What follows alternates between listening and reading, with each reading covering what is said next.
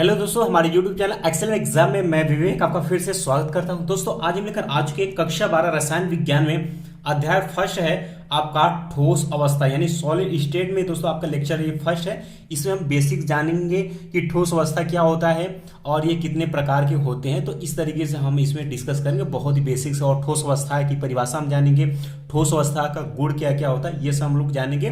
फिर इसी तरीके से धीरे धीरे हम लोग टॉपिक को आगे बढ़ाएंगे। ठीक है, तो दोस्तों जितने स्टूडेंट अब तक क्लास से जुड़ चुके हैं तो इस क्लास को आप लोग लाइक कर दीजिएगा। एक बार तुरंत अपने दोस्तों में इस क्लास को अभी तुरंत शेयर कर दीजिएगा। और जो हमारे प्यारे नए स्टूडेंट चैनल पर पहली बार आए थे, चैनल को आप लोग सब्सक्राइब करके घंटी को दबा दीजिएगा ताकि जितने भी क्लास चले उसका नोटिफिकेशन आपको पहुंचती रहे। दोस्तों आप सभी को बोर्ड एग्जाम 2023 की जबरदस्त तैयारी करने के लिए हमने व्हाट्सएप का एक ग्रुप बनाया हुआ जिसका लिंक आपको डिस्क्रिप्शन बॉक्स में दिया गया है। तो उस ग्रुप से आप लोग जुड़ जाइएगा। उसमें जो भी क्लास पढ़ाएंगे उसका हम पीडीएफ और जो भी इंपॉर्टेंट चीज रहेगा और क्लास का नोटिफिकेशन सब कुछ उसमें आपको हम भेजते रहेंगे। ठीक है, तो आप लोग सभी लोग व्हाट्सएप ग्रुप से जुड़ जाइएगा। और टेलीग्राम का भी लिंक नीचे ही डिस्क्रिप्शन बॉक्स में दिया गया है, तो वहां से आप लोग जुड़ जाइएगा। ठीक है, इससे बहुत फायदा होगा।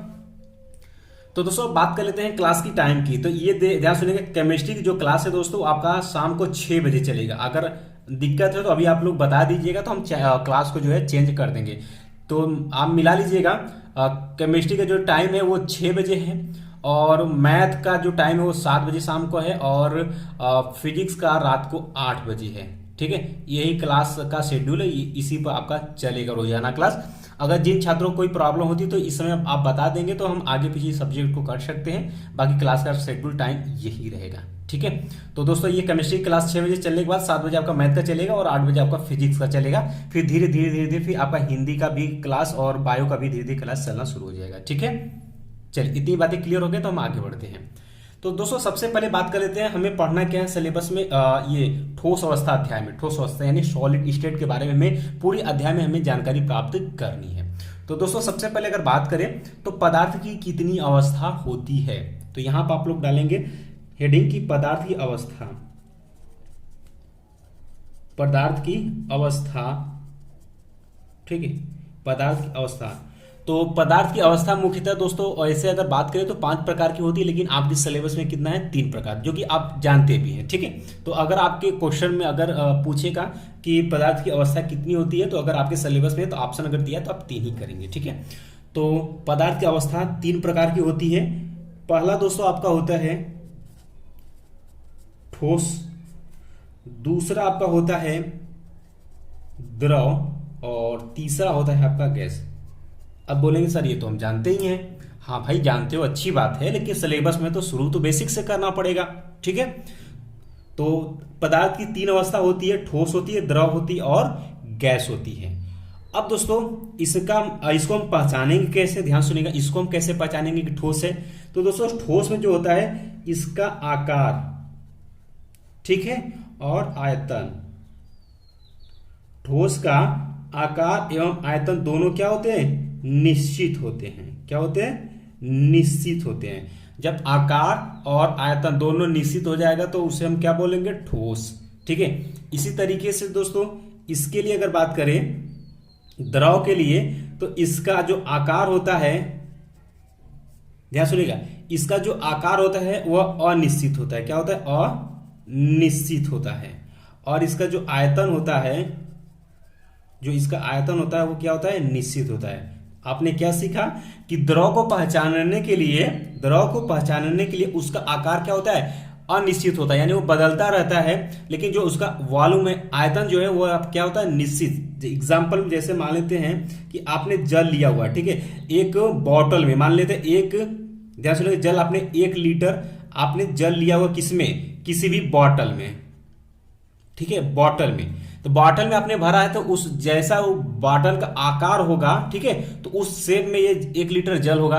लेकिन उसी को आप किसी दूसरे, मान लेते हैं किसी दूसरे चीज में, किसी दूसरे वस्तु में रख देते हैं, उसका आकार क्या है, बॉटल से भिन्न है, तो उसका आकार क्या हो जाएगा, आकार क्या हो जाएगा, बदल जाएगा। क्या हो जाएगा भाई, बदल जाएगा। समझ गए? यानी दोस्तों 1 लीटर वो भी उस समय भी था जब बॉटल में था, किसी दूसरे मान लेते हैं किसी दूसरे बर्तन में हम रखते हैं, उसका आकार बॉटल की तरह नहीं बदला हुआ है, फिर भी आपका जल क्या रहेगा, 1 लीटर रहेगा। यानी कि आयतन आपका सेम है लेकिन उसका आकार बदल जा रहा है। किस आधार पर? कि जैसा वो शेप जिसमें रखेंगे उस आकार का वो जल हो जा रहा है। ठीक है, तो ये पता हो गया कि ये क्या है, हमारा द्रव है। लेकिन दोस्तों ठोस का एग्जाम्पल की बात करें तो जैसे कि आपका क्या हो गया, पेन हो गया। ठीक है, और क्या हो गया, अब ठोस में कोई भी चीज ले सकते हैं, मार्कर हो गया। ठीक है, तो ये सब चीजें क्या है, इनका ना तो आप आकार बदल सकते हैं ना ही आयतन बदल सकते हैं। आप इसको कहीं पर भी रखेंगे तो भी इनका आकार आयतन चेंज नहीं होगा, तो क्या कहलाएगा, ठोस कहलाएगा। ठीक है, तो आपने समझ गया कि इसका आकार अनिश्चित यानी आकार बदल जाएगा लेकिन इसका आयतन जो होगा वो बदलेगा नहीं। ठीक, इसका दोस्तों तीसरा है आपका, इसका जो आकार है गैस का, तीसरे का ध्यान सुनिएगा, तीसरे में जो आकार है गैस का वो क्या होता है, अनिश्चित होता है। क्या होता है, अनिश्चित होता है। और इसका आयतन भी क्या होता है, अनिश्चित होता है, अनिश्चित होता है। कैसे, एग्जाम्पल के तौर पर आप समझिएगा कैसे आप पहचानेंगे। तो दोस्तों जैसे कि आप वो परफ्यूम देख ले हैं, ठीक है, जैसे परफ्यूम की छोटी सी परफ्यूम आपने लिया, ठीक है, तो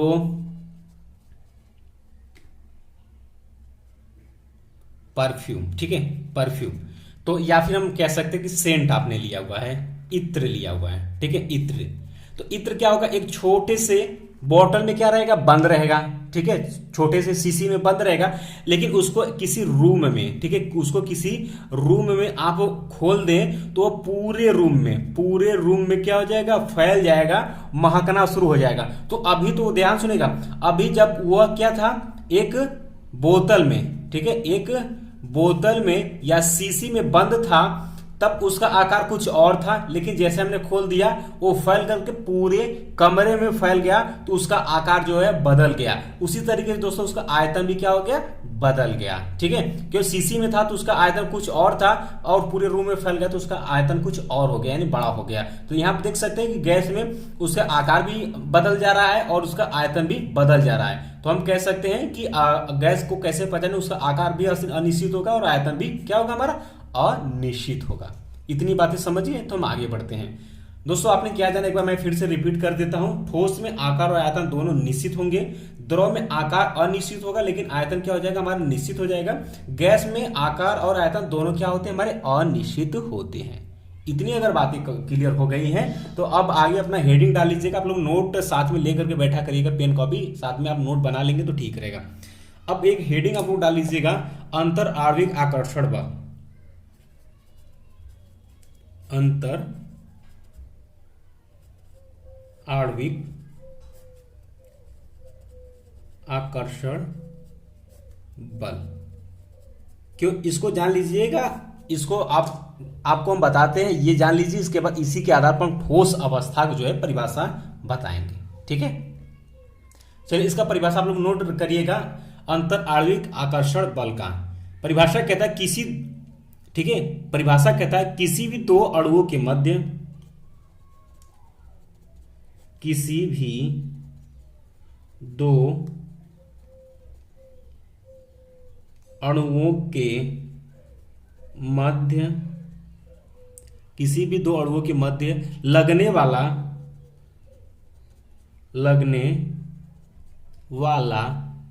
बल क्या कहलाता है, अंतर आणविक बल कहलाता है। ठीक है, अब पहचाने कैसे, जैसे दोस्तों ध्यान सुनिएगा, दो अणु, जैसे मान लेते एक अणु ये है, एक अणु ये है, तो इन दोनों, इस दोनों को आपस में, ध्यान सुनिए, इन दोनों को आपस में बांधे रखने में जो बल लगता है उसी को हम क्या बोलते हैं, अंतर आणविक बल बोलते हैं। ठीक है, यानी कि दो अणुओं को परस्पर बांधे रखने में जो बल कार्य करता है उसी को हम क्या बोलते हैं, अंतर आणविक बल कहते हैं। समझ गए आप?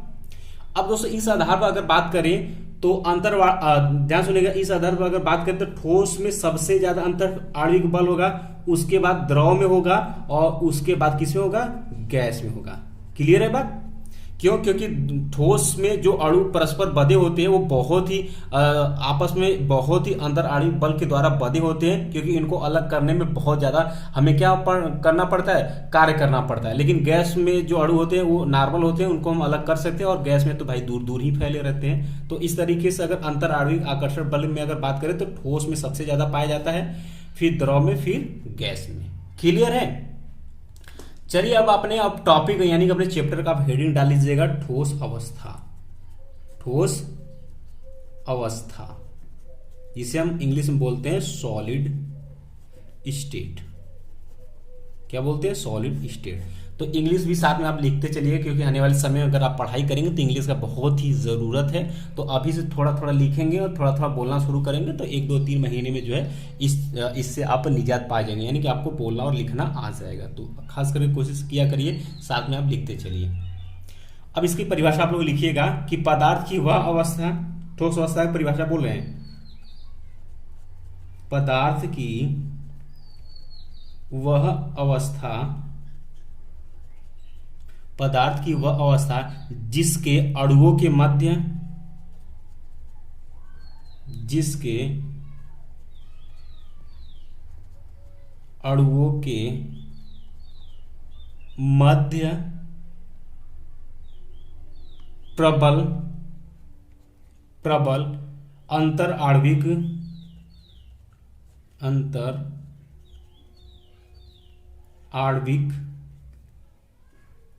आकर्षण बल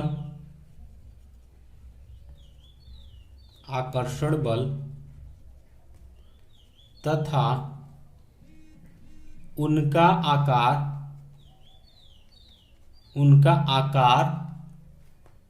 तथा आयतन दोनों क्या होते हैं? दोनों निश्चित होते हैं। क्या कहलाते हैं? ठोस अवस्था कहलाते हैं। ठीक है, ये परिभाषा। अभी जस्ट हम आपको समझा देते हैं कि ये कहता है पदार्थ की वह अवस्था जिसके अणुओं के मध्य, यानी कि पदार्थ की वह अवस्था जिसके अणुओं के मध्य, एक अणु दो अणु, ठीक है, जिसके अणुओं के मध्य प्रबल यानी बहुत ज्यादा अंतर आणविक आकर्षण बल, ये जो हमने अभी आपको परिभाषा बताए हैं, ठीक है, ये सबसे ज्यादा लगे, तथा उनका आकार और आयतन दोनों क्या हो?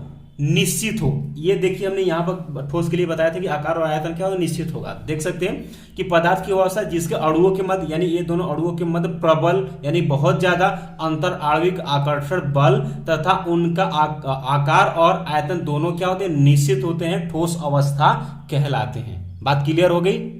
बात क्लियर हो गई? मुझे लगता है कि हो गया होगा। इतना ही आपको ठोस अवस्था की परिभाषा देनी है। तो ये एग्जाम में क्वेश्चन पूछा जाता है कि ठोस अवस्था की परिभाषा दीजिए। ठीक है, और इसमें एनसीईआरटी में कुछ क्वेश्चन भी बन सकते हैं, जैसे कि एक क्वेश्चन आप लोग नोट कर लीजिए एनसीईआरटी में कि ठोस कठोर क्यों होते हैं? ठोस जो है कठोर क्यों होते हैं? अगर आंसर पता तो जरूर कमेंट बॉक्स में कमेंट करके हमें बता दीजिएगा। तो ठोस कठोर क्यों होते हैं, तो इसका परिभाषा आप लोग लिख लीजिएगा, क्योंकि अणुओं के मध्य क्या होते हैं? आकर्षण बल होते हैं। आकर्षण बल क्या होता है? प्रबल होता है, यानी बहुत ज्यादा होता है, इसलिए ठोस जो होते हैं वो क्या होते हैं? कठोर होते हैं। क्लियर है बात? एक और क्वेश्चन है एनसीईआरटी का, आप लोग उसको भी देख लीजिएगा। एक क्वेश्चन और है एनसीईआरटी का कि ठोस का आयतन निश्चित क्यों होता है? ठोस का आयतन निश्चित क्यों होता है? ठीक है, इसका उत्तर आप सभी बताइए क्या होगा। क्वेश्चन कहता है, एनसीईआरटी का ही क्वेश्चन है कि ठोस का आयतन निश्चित क्यों होता है। तो दोस्तों इसका क्या हो जाएगा आंसर? क्या लिखेंगे कि ठोस के अणुओं यानी परमाणुओं के मध्य प्रबल आकर्षण बल होता है। एक ही बात इसमें भी वही लिखेंगे, क्या? परमाणुओं के मध्य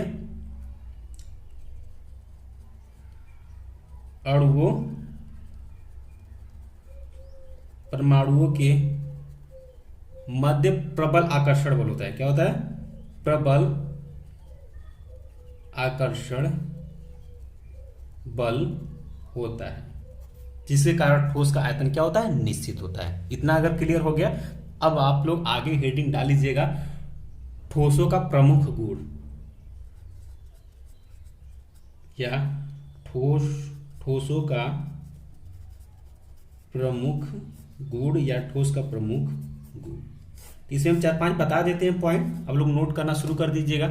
पहला पॉइंट कहता है कि इसका गुण, ध्यान सुनिएगा, यानी कि जो ठोस होता है उसका क्या क्या गुण होता है उसी को हमें जाननी है इसमें ना। तो क्या होता है? आकार आयतन निश्चित होते हैं, यानी कि ठोस के आकार व आयतन क्या होते हैं? निश्चित होते हैं। देख सकते हैं, बहुत ही सिंपल सा बात, अगर बेसिक आप पता करते चलेंगे तो आपको चीजें आसान लगेंगी। ये क्लियर हो गया। अंतर आणविक आकर्षण बल क्या होता है? प्रबल होता है। ठीक है, या फिर इस तरीके से लिखेंगे, अंतर आणविक आकर्षण बल, ठीक है, अंतर आणविक आकर्षण बल, ठीक, द्रव व गैस के अपेक्षाकृत क्या होता है? प्रबल होता है। ठीक है, अंतर आणविक आकर्षण बल जो होता है वो द्रव व गैस के अपेक्षाकृत क्या होता है? प्रबल होता है। ठीक, तीसरा इसमें गुण लिख लीजिए आप लोग कि ठोस असंपीड्य होते हैं। ठोस असंपीड्य होते हैं, यानी असंपीड्य का मतलब कि दोस्तों, जैसे कि मान लेते हैं अगर आपका मार्कर या पेन है, उसको आप किसी भी तरीके से दाबेंगे तो दबेगा नहीं, यानी उसका आकार आपका क्या हो जाएगा? चेंज नहीं होगा। इसलिए हम कहेंगे ठोस क्या होगा हमारा? असंपीड्य होते हैं। ठीक है, चौथा नोट कर लीजिए आप लोग। चौथा कहता है विसरण गुण जो है, विसरण गुण जो है द्रव तथा गैस के अपेक्षाकृत क्या होता है? नगण्य होता है। ठीक है, विसरण का मतलब है कि जैसे एक जगह से दूसरे जगह जाना ना, वही होगा विसरण गुण। तो विसरण गुण द्रव तथा गैस की अपेक्षाकृत क्या होते हैं? नगण्य होते हैं। जैसे कि अगर हम गैस की बात करें तो गैस को अगर हम खोल देंगे तो क्या हो? चारों तरफ फैल जाएगा। ठीक है, यानी एक स्थान से दूसरे स्थान पर चला जाएगा। लेकिन ये जो ठोस होते हैं इसमें ये गुण क्या होता है? एकदम नगण्य पाया जाता है द्रव और गैस की अपेक्षा। पांचवा और लास्ट है आपका, नोट कर लीजिएगा कि पदार्थों का ठोस अवस्था में घनत्व जो होता है, पदार्थों का ठोस अवस्था में घनत्व